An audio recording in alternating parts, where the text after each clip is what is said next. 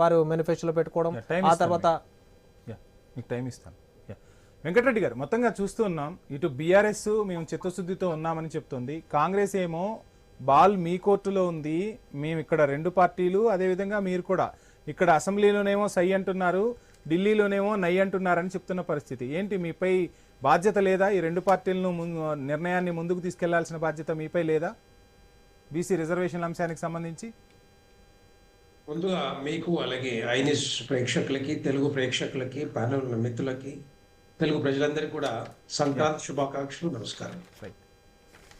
Congress party ఇంకొకసారి తెలంగాణ ప్రజల్ని, ముఖ్యంగా బీసీలకు ఇచ్చిన హామీలని నిలబెట్టుకోవడంలో డెఫినెట్ గా అది ఫెయిల్ అయింది. ఎందుకంటే తెలంగాణ ప్రజలకి ఏవైతే హామీలు ఇచ్చారో 6 గ్యారెంటీలతో పాటు 420 అంశాలు, వాటిని ఎట్లాగా తొంగలో దొక్కి ఈ రోజు మేము చేస్తున్నాం అని చెప్తా ఉన్నారు.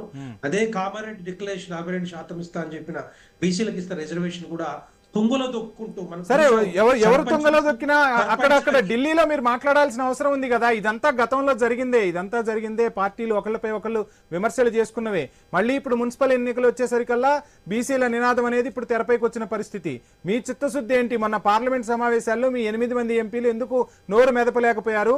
ఇది చాలా కీలకమైన అంశం, తెలంగాణ ప్రజలకు న్యాయం చేయాల్సిన అవసరం ఉందని మీ ఎంపీలు ఎందుకు ప్రశ్నించలేకపోయారు? మేము ఏమంటున్నాం, వాళ్ళకి చిత్తశుద్ధి లేదు. ముందల కాంగ్రెస్ పార్టీకి చిత్తశుద్ధి లేదు.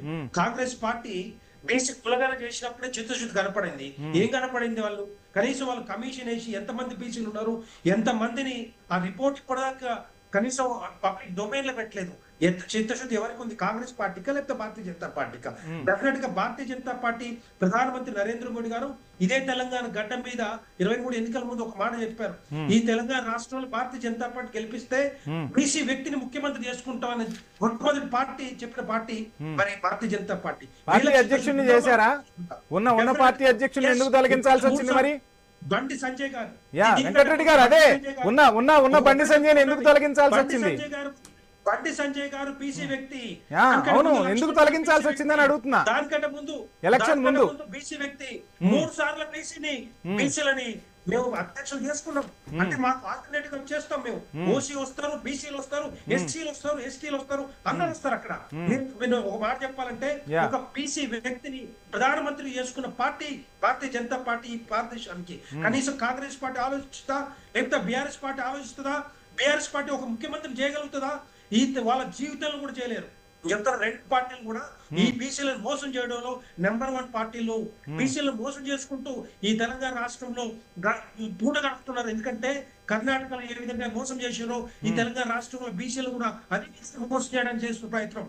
ఈ మొన్న జరిగిన సర్పంచ్ ఎన్నికలు ఎంతమంది బీసీలకి వీళ్ళు సర్పంచులు చేసుకున్నారు, ఎంతమందికి ఇచ్చారు చెప్పండి. 19% కూడా లెస్ దాన్ 20% వీళ్ళు అమలు చేసింది. 42% కాదు, 32 కాదు, లెస్ దాన్ 20%. ఒకసారి అడగండి ఎందుకు చేశారో. ఈ రోజు మున్సిపాలిటీలో కూడా 31%.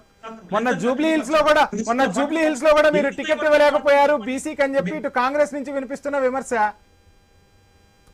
అందుకే నేను చెప్తున్నాను, ఉప ఎన్నికలో కూడా తెలంగాణ రాష్ట్రంలో బీసీలను మోసం చేసే మొట్టమొదటి party Congress party, BRS party.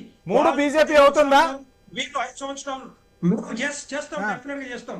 ఎప్పుడు చేస్తాం? మేము ఒకటే చెప్తున్నాం, తెలంగాణ రాష్ట్రంలో ఆల్రెడీ నోటిఫికేషన్ వచ్చింది. భారతదేశంలో ఏదైతే పాపులేషన్ సెన్సస్ ఇప్పుడు వస్తా ఉందో, పాపులేషన్ సెన్సస్ లో ఒక రిపోర్ట్ వచ్చిన తర్వాత బీసీలు ఎంతమంది ఉన్నారో అంతమందికి రిజర్వేషన్ ఇచ్చే ఆలోచన భారతీయ జనతా పార్టీ చేస్తుంది. ప్రధానమంత్రి నరేంద్ర మోడీ గారు చేస్తా ఉన్నారు. దానికి వీళ్ళు వెయిట్ చేయకుండా ఓన్లీ ఓటు బ్యాంక్ రాజకీయం కోసం, ఓటు బ్యాంక్ కోసం, లేదా సీట్ల కోసం ప్రభుత్వం రావడానికి, తెలంగాణ రాష్ట్ర ప్రజల్ని బీసీలు మోసం చేయడానికి ఇచ్చిన హామీనే ఇది. ఆ హామీతో పాటు మరి 6 గ్యారెంటీలు ఎందుకు అమలు చేయలేకపోతున్నారు? వీళ్ళ చేతిలో ఉంది కదా బాలు, ఎందుకు అమలు చేయలేకపోతున్నారు? 13 అంశాలు, దాంట్లో 3 అంశాలు ఎందుకు అమలు చేస్తా ఉన్నారు? ఇంకా 10 అంశాలు రైతులకి, మహిళలకి, వృద్ధులకి, విద్యార్థులకి, నిరుద్యోగులకి ఇచ్చిన హామీలు ఎక్కడ పోయినాయి? ఎందుకు చేయలేకపోతున్నారు? మాట్లాడదాం వెంకటరెడ్డి గారు, టైం ఇస్తా మీకు. దాంతో పాటుగా 420 అంశాలు ఉన్నాయి, అని చెప్పుకుంటూ పోతే గంట పడుతుంది. అదే వెంకటరెడ్డి గారు మీకు టైం ఇస్తాను. మనకి టాపిక్ డైవర్ట్ అవుతుంది, మీకు టైం ఇస్తాను.